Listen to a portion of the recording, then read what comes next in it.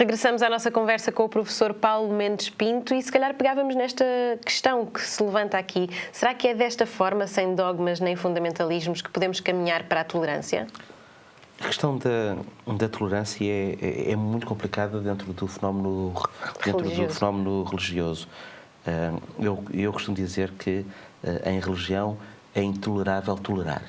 Sim. Porque nós, no fundo, nós toleramos aquilo que somos obrigados a tolerar.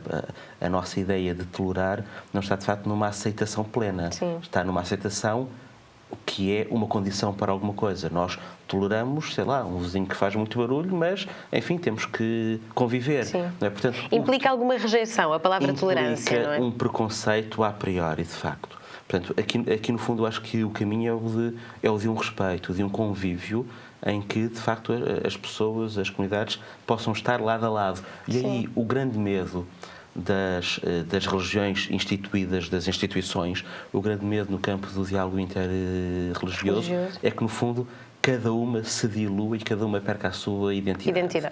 Não é? E, portanto, a questão dos dogmas enquanto ferramenta para a tolerância é, de facto, importante, é o caminho de cada indivíduo, mas é difícil nós vermos as religiões fazerem esse caminho. As religiões farão sempre um caminho de afirmação do que é que elas têm de especial.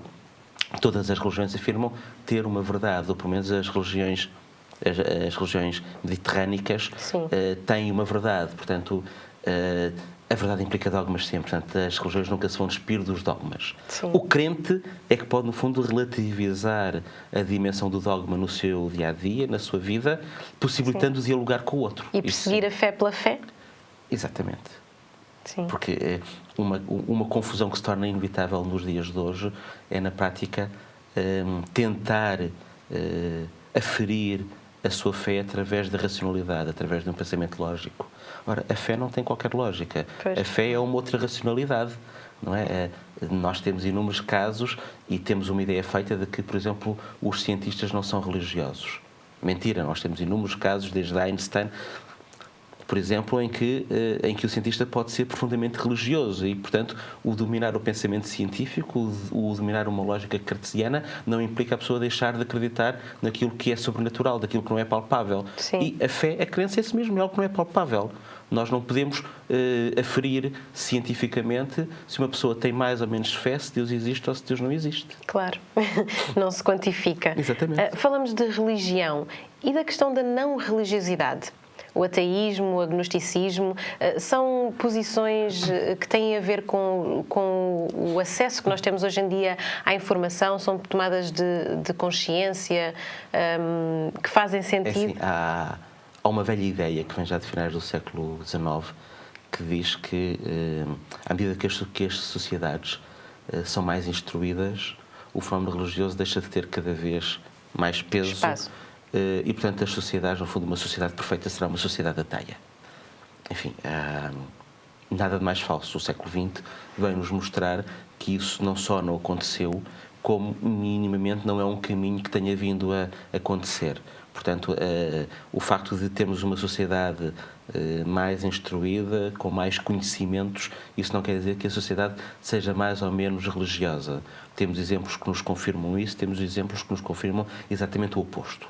Portanto, não podemos dizer que haja uma regra. Sim. Agora, o que eu acho que é uma questão interessante é que, de facto, temos uma dimensão de ateísmo bastante grande.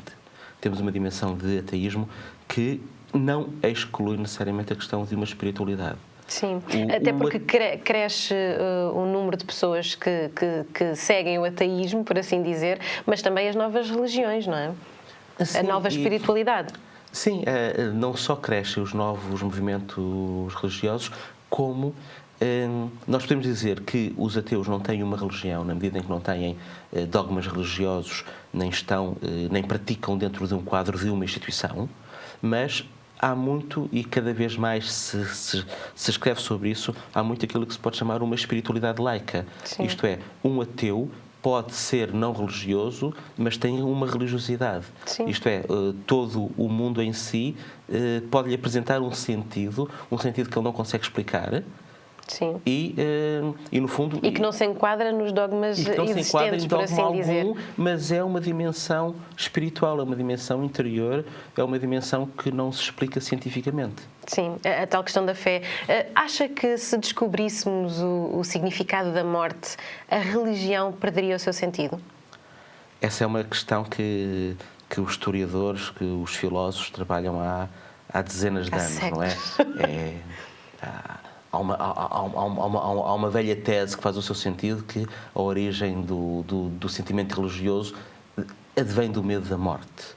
Não é? E, de facto, todas as religiões trabalham a questão da morte e a morte é uma questão central nelas.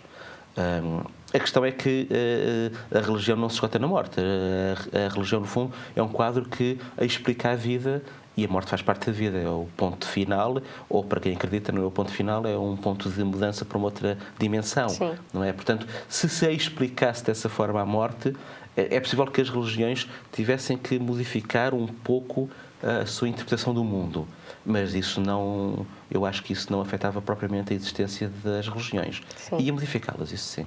Professor, é um até já que lhe digo. Muito obrigada por ter se juntado a nós. Obrigado.